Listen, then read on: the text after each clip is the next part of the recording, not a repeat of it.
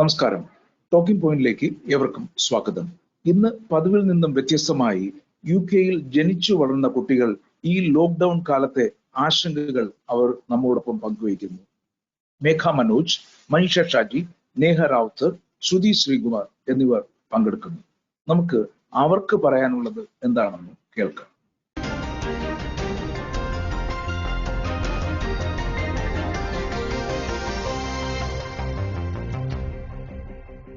Hello, and welcome to another episode of Talking Point. Today we will be discussing how COVID-19 has affected students across the country. My name is Shruti Srikumar, I'm in Year 12 and I'm at Forest School. My name is Megha Manoj and I'm a first year medical student at UCL. My name is Manisha Shajan, I'm a Year 13 student at St Bonaventures. My name is Neha Rautha, I'm a Year 13 student at Woodford County. To start off with, how do you think COVID-19 has affected university admissions? I think one major area that's been affected due to the lockdown is the availability of work experience placement. And I think this is an area that kind of made up a big bulk of university applications beforehand, because work experience is something that is really valuable and looked upon really favourably by universities, because it gives the students kind of experience in shadowing professionals in that area. And it also allows students to make sure that that area really is for them and to see the pros and cons of a career in kind of a certain area. But because of the current lockdown, work experience placements aren't as readily available. And so I think for the new intake, they won't have this opportunity to complete work experience placements, which I think will possibly negatively affect their applications.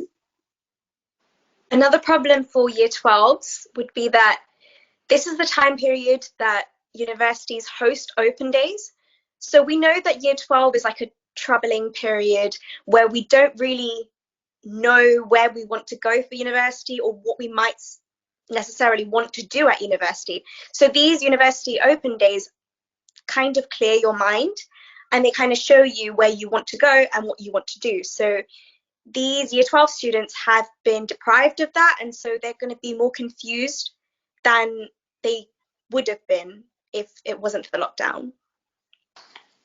Another thing that's been compromised is the entrance exams for certain courses like law and medicine.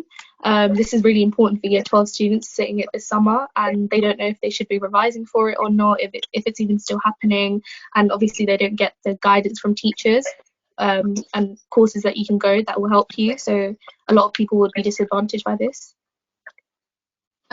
Also, I think that this is like an important year for Year 12s because their end of years count towards their predicteds. And currently we're at home and some schools are doing exams, some schools aren't doing exams, and there's a bit of confusion about how our predicted grades are going to be assessed. And I think that's going to be a disadvantage for the current Year 12s, as some people's work is not up to the standard they want it to be yet because we have only been getting used to the pace of A-levels. So how do you all feel about COVID-19 causing exams to be cancelled? It's a bit of a bittersweet feeling where you don't have the exam pressure and so you feel more relaxed, but this constant waiting of how did I do, even though you don't know what your grades are, you don't really know how you're being graded, and you don't know what the teachers might predict you. And it's just really not fair, because if you think about it, nearly all Year 13 students can say that for mocks, you concentrate on a lot of things at the same time. So you might not perform as well in your mocks as you would for a real exam. And a big major part that's making our final grade for this year are our mock grades. So I don't really think they're representative of how the student would have performed.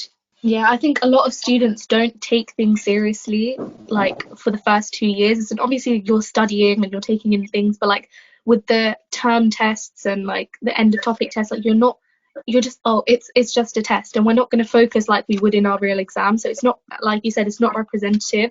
An example is for GCSEs, like all throughout Year 10 and 11, I just got okay grades, but I performed quite well in my actual exams, and I know that could have happened for the same for A-levels, but now my teachers have to use tests that I didn't really prepare for, and I just took half-heartedly when I could have done a lot better in my real ones, because I know I can sort myself out when academic pressure comes in.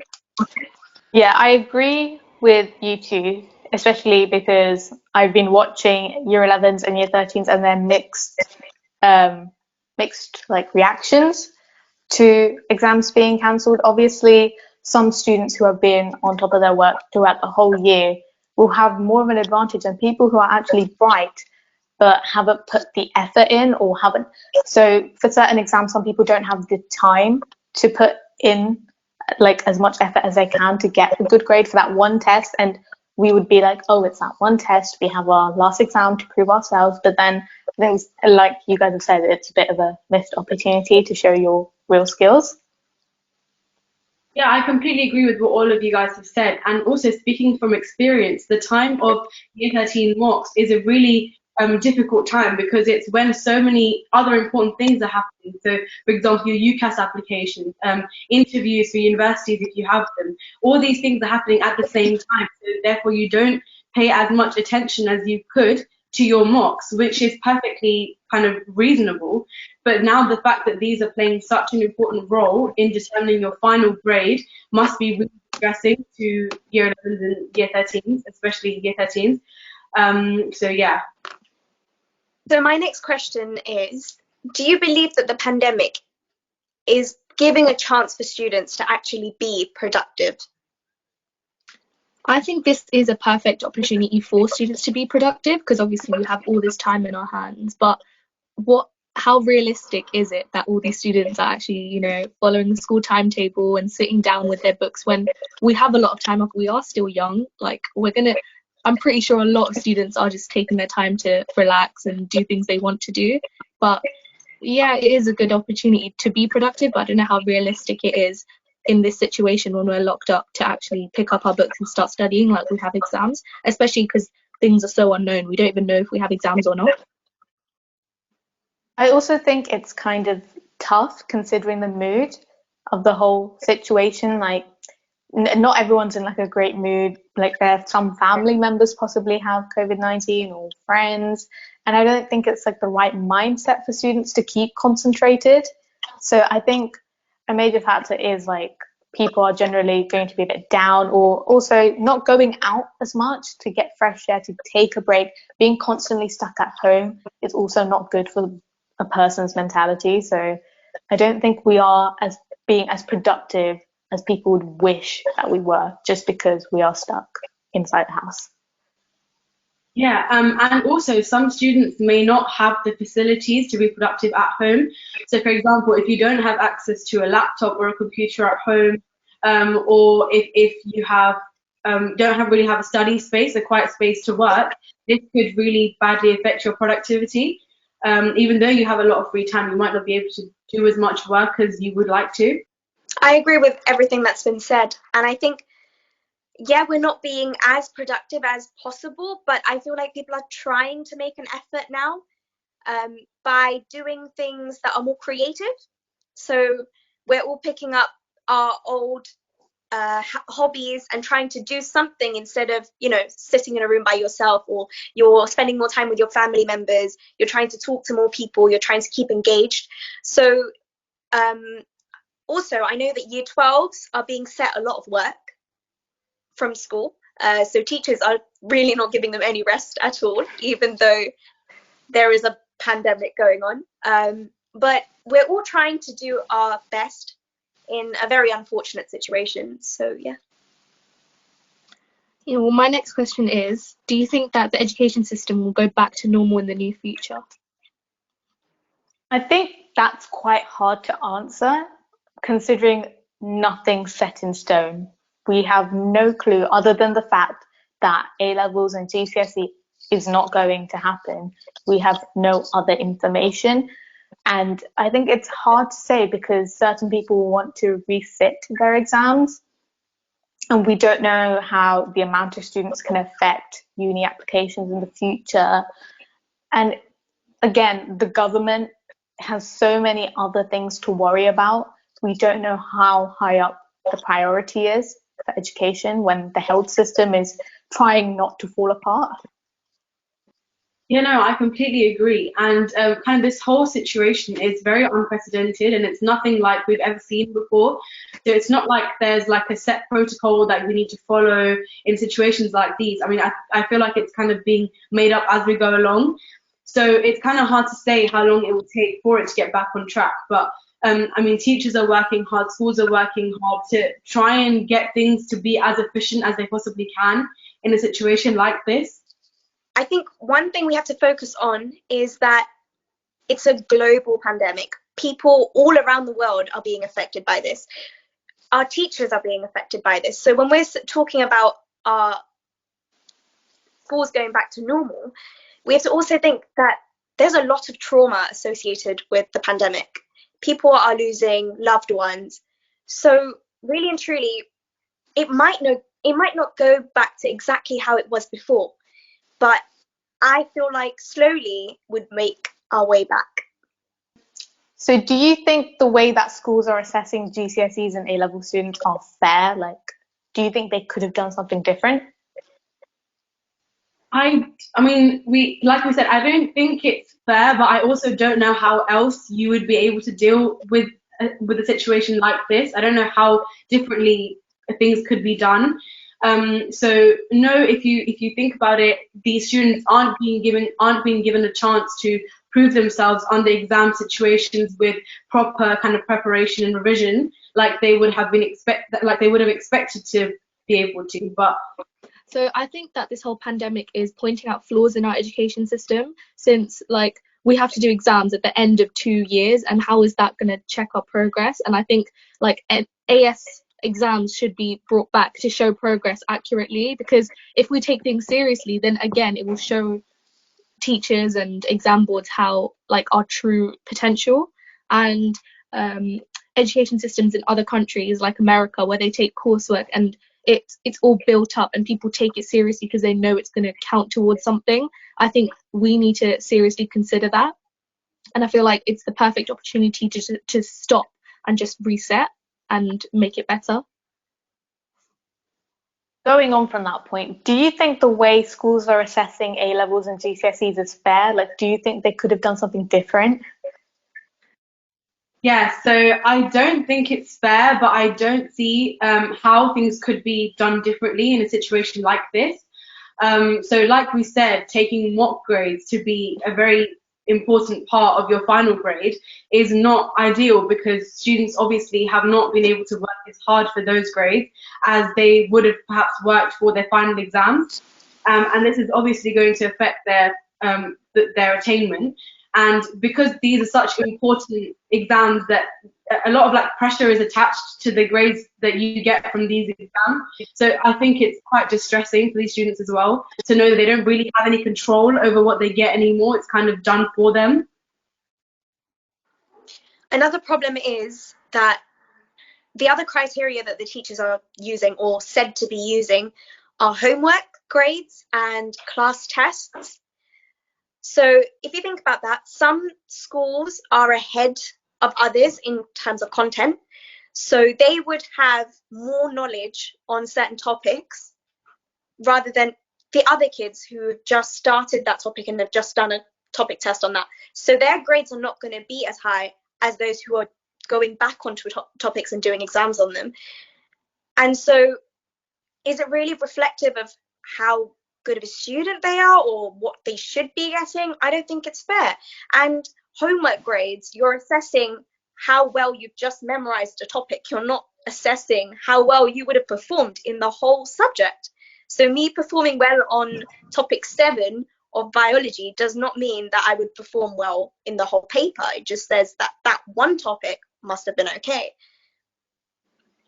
Yeah, no, I think that not having exams is actually quite detrimental for our future, like education, like careers, because like we're going into university, which is like quite hard, like, and we're just going in with what the last proper exams were GCSEs, and that's totally different.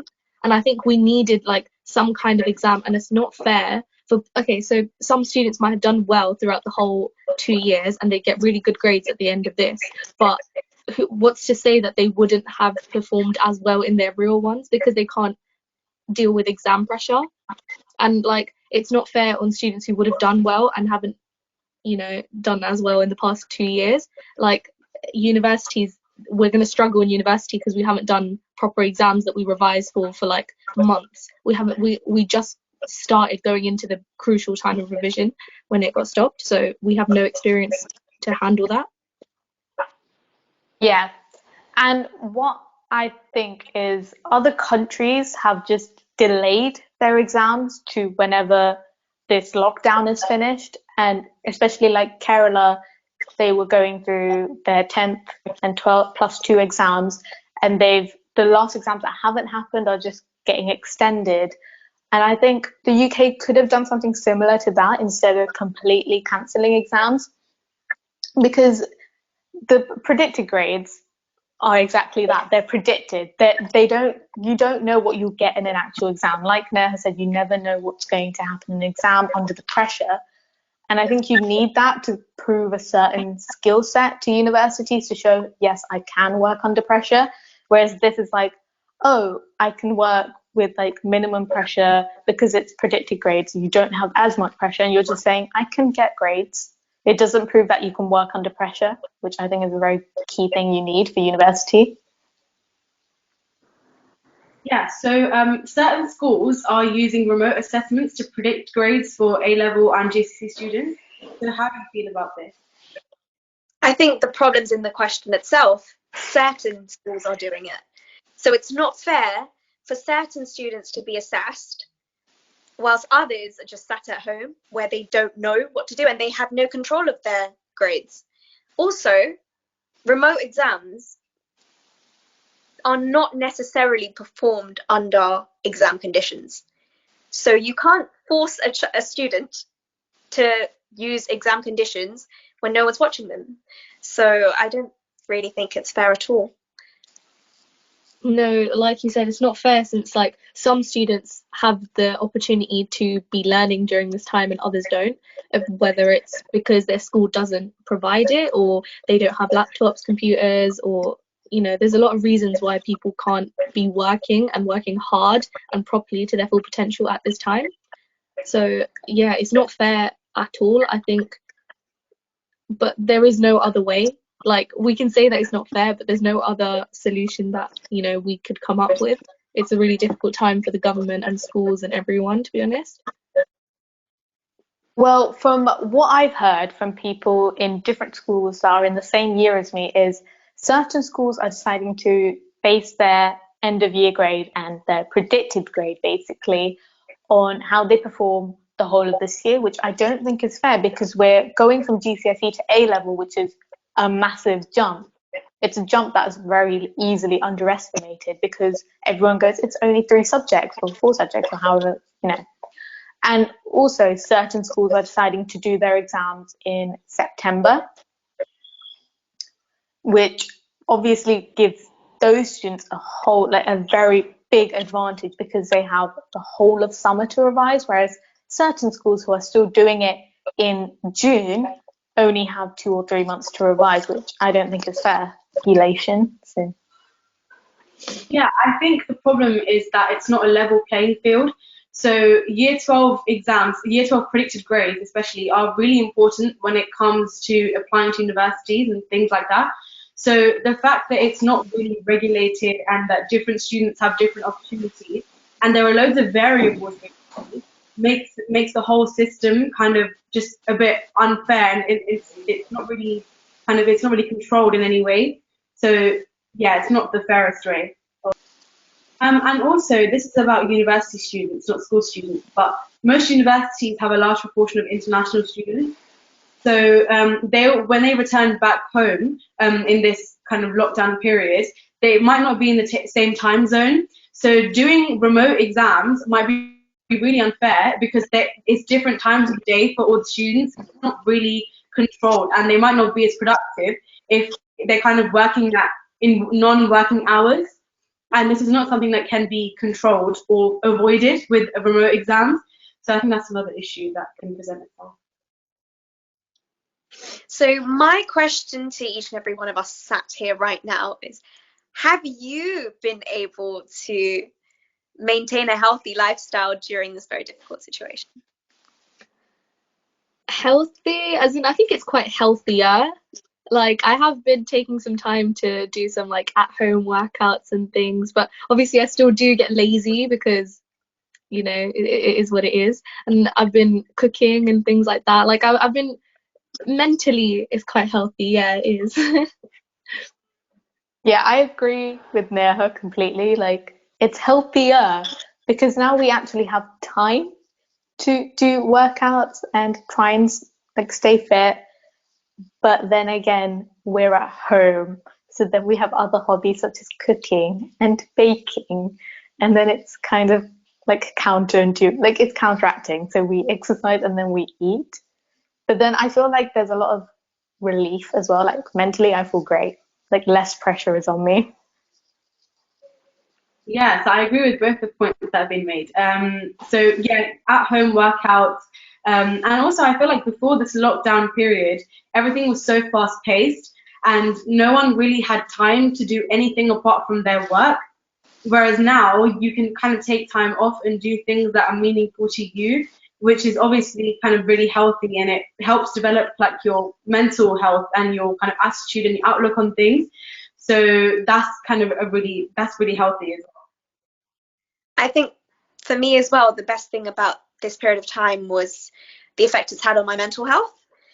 Being a year 13 student, the constant pressure of deadlines and when is my exam and 100 days to go, 99 days to go, that constant pressure is no longer there. So it's like you've just had the lid lifted off a cooker.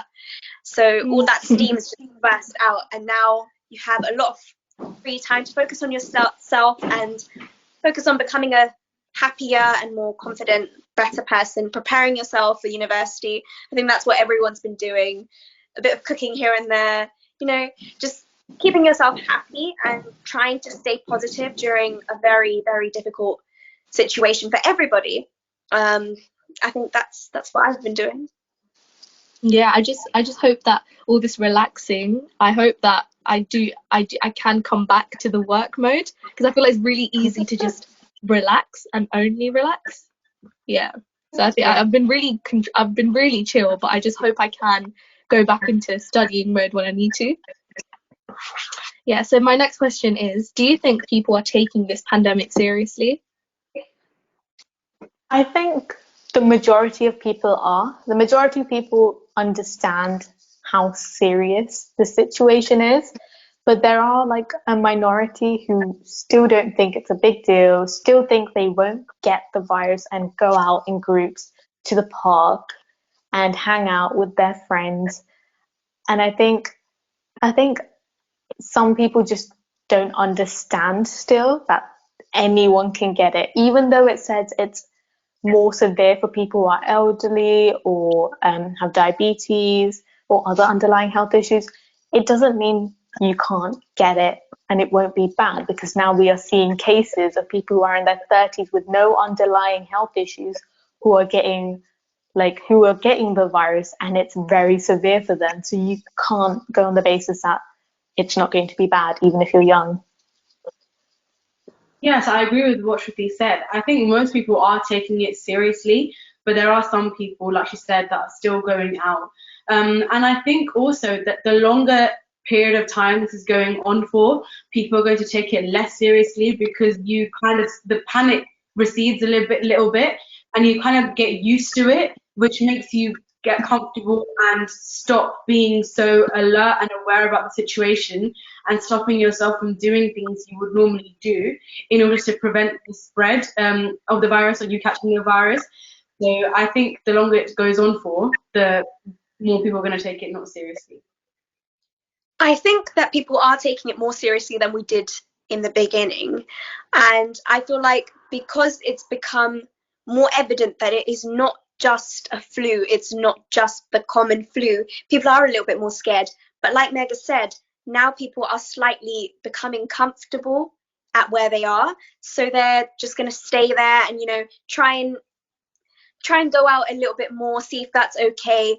But what people are forgetting is, like Shruti said, it might not be fatal for you, but you still pass it on to someone and still have them at risk. So one thing I think that is evident and should be evident is that you should be respectful. Just stay at home. Just look after everyone that you love, everyone around you, and just stay at home. Yeah, I think a lot of people are being quite irresponsible and still going out, and it's that small handful of people that are ruining it for everyone else. Like, as in, a lot of people are, you know, struggling and still staying at home, but the small handful of people trying to go out and do this and that because they don't think they're going to catch it. That's really like selfish of them. For like, just because it won't affect you doesn't mean you're not going to affect other people's lives. And yeah, I just think it's unfair how some people think it's all right to put other people at risk just so they can have a bit of sun.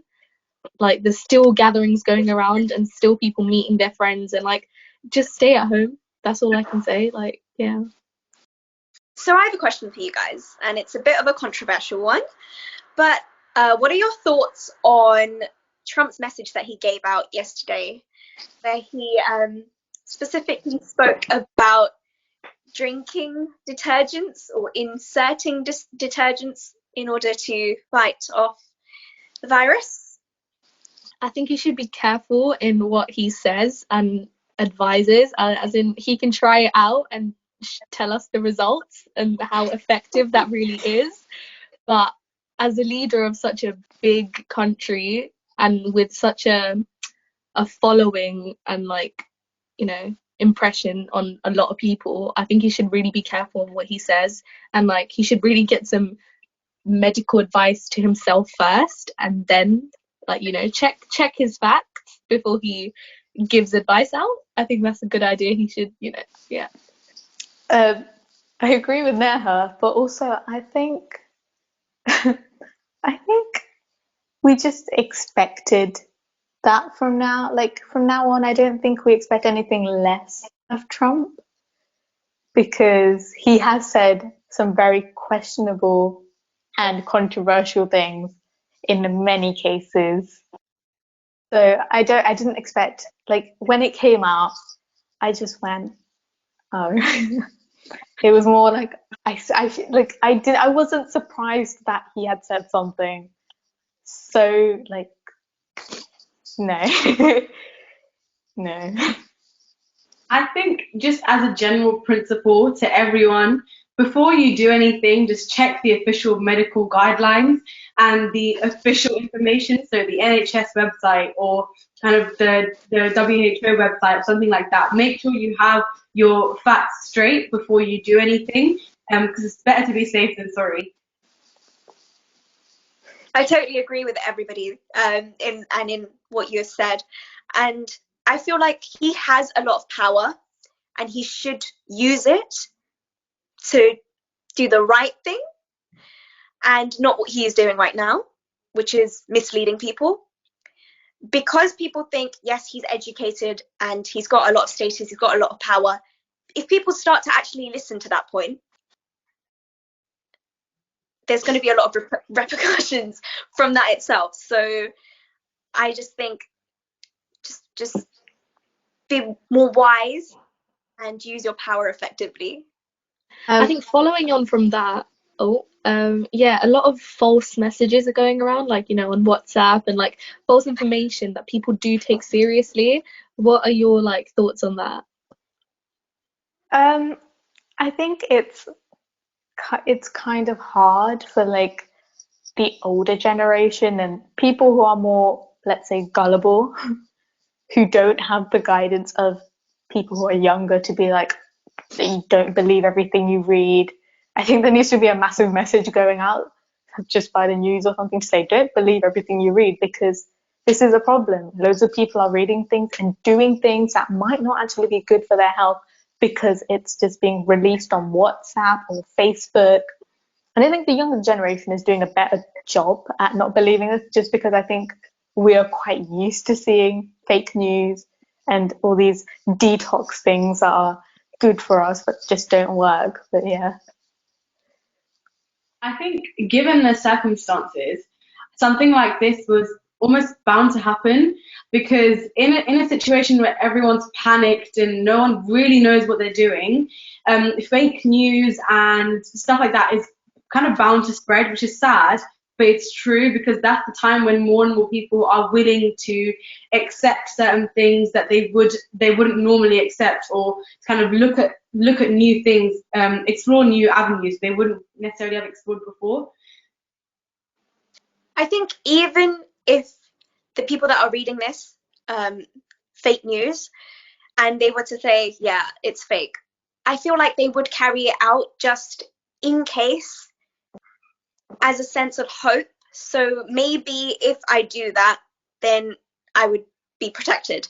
I don't feel like they're doing it just because, yeah, it's 100% true, but I just feel like they're doing it out of the hope that it could bring out something positive for them. Yeah, like I feel like a lot of hygienic things are just going to be carried on in the future because it's like it's so new to us. It's like we can't see it, so we're gonna, take more precautions in this. Like, who washes their groceries like on a day-to-day basis? Like, it's gonna be new things that we take into consideration. Like, yeah. I'd like to ask, do you think because of this whole COVID-19 situation, do you think there's going to be an increase in xenophobia when it comes to university applications and in general in the general public? Do you think it's going to increase? I mean, the sad but true answer, I think, is yes, because in a situation such as this, where people are panicking and people really don't know how to kind of deal with the situation, for some people, the most obvious way to deal with this might be to reject everything that's foreign and everything that kind of makes them uncomfortable and they're not used to. So I think there definitely will be an increase in xenophobia, which is really unfair and shouldn't be the case. But I think, sadly, that is what's going to happen. And we've already heard of cases where people kind of getting wrongfully verbal abuse or just wrongfully targeted when they really shouldn't be. How do you guys feel about xenophobia? Do you think it's going to increase out of lockdown and we're back to our normal lives? I think the sad but true answer is that yes, it will, because this situation is causing a lot of people to panic, and it's not something that really anyone has any idea how to deal with. So for some people, the obvious response might be to reject everything that's foreign and anything that makes them feel uncomfortable, they're not used to. So I think we definitely will see an increase in xenophobia, which is really unfair and shouldn't be the case. But and we've already seen kind of instances of people being wrongfully targeted or being or receiving some verbal abuse, and this is really unfair. And I think that when we're out of lockdown, it's going to get worse, unfortunately. I agree with Mega. I also think that it's going to happen because people are frustrated that they're not going to have the summer or the holidays that they'd planned. And so it's just going to be blaming someone else for ruining their summer. But I think that's just really sad if you think about it, because it's not just one person, or it's not planned. This happened for whatever reason. And I think right now, singling out people is the worst thing you can do. We should stay together. We should actually appreciate each other and be more nice to each other and be kind to each other, because it's such a difficult time for everyone and it's just not fair. I think we live in a society where we just want to blame someone, and it's not fair at all, just blaming this one race. And I think especially like people of color ourselves, like I see it unfortunately in my house as well, like people just like attacking East Asians as if they're solely to blame, right? And like if it was Indians or if it was like brown people in general, we wouldn't like it for stereotypes to like hurt our reputation and just be attacked like pointlessly. And yeah, so I think it's just not fair at all, and it's unfortunately going to increase because of like how naive and ignorant people are. Well, it was really interesting hearing all of your responses. So thank you so much, everyone. Thank you for having us.